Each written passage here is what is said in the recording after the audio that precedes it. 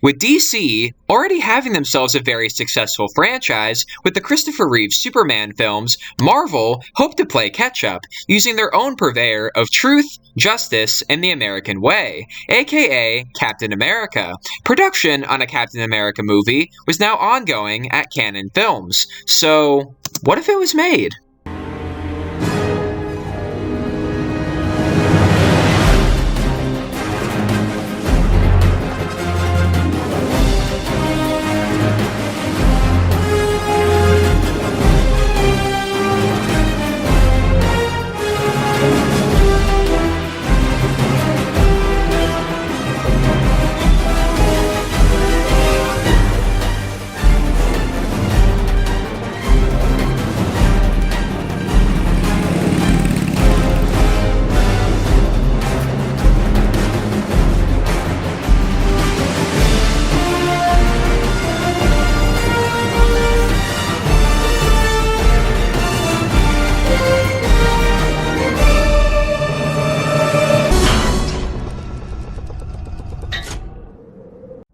By 1984, the film rights to Captain America were held by Canon Films, who immediately saw great potential in the character. Canon were well known by this point for their cheaply made action films, which usually managed to turn a profit despite poor reviews. Clearly, they viewed Captain America as their next cheap action franchise, which I do think is pretty clear to see, considering that they would hire Michael Winner, director of the first 3 Death Wish movies, to helm the project. James R. Silk would be hired to pen a screenplay, with hopes of getting Captain America in theaters for a 1985 release. However, Winner didn't like the Silk script, and would replace him with author Stan Hay. This version would have reportedly seen football player Howie Long in the title role, and taken place entirely in modern day. It would have completely omitted Captain America's World War II origin story, and instead Steve Rogers would be a painter in New York. Red Skull would be the main villain. However, in this version, he'd be an old man, and the leader of an all-female cult. Now Steve, using his art skills to design a costume, has to become Captain America in order to defeat Red Skull, who has actually stolen the entire Statue of Liberty. However, understandably, everyone hated this version, and Stan Hay ended up being let go in 1986, with Winner following suit in 1987.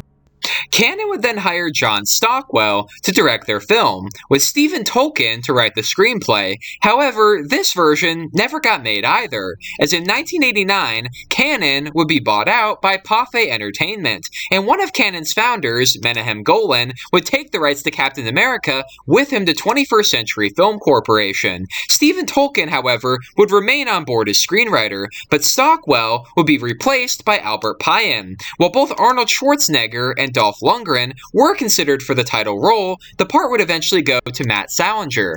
Captain America would complete production in early 1990 and was set to be released in August of that same year in order to commemorate the 50-year anniversary of Captain America's comic book debut. However, the film would end up being delayed numerous times before finally being dumped on TV in 1992. So what do I think of Canon's version of Captain America?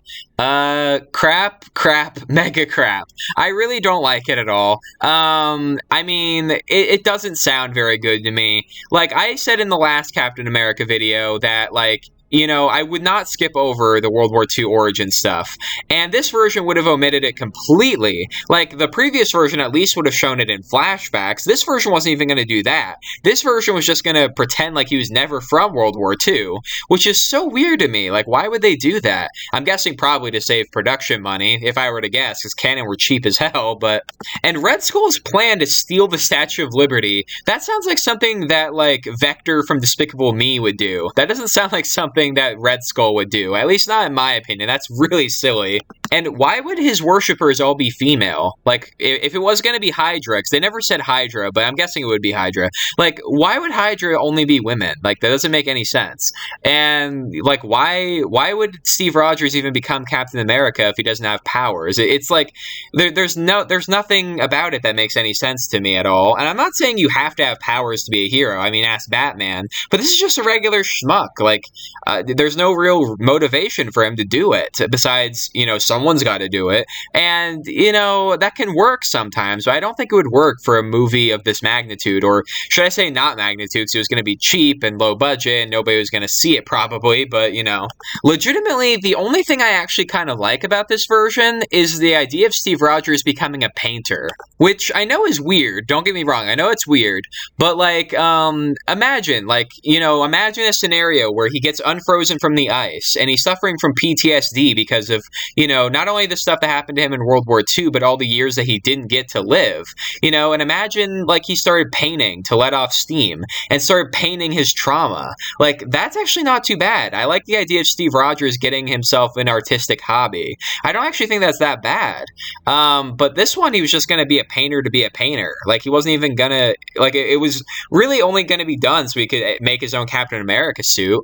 And, they wouldn't have to do that if they didn't omit his World War II origins. So it's overcomplicated, you know what I mean? So yeah, I think this version of Captain America would have been terrible.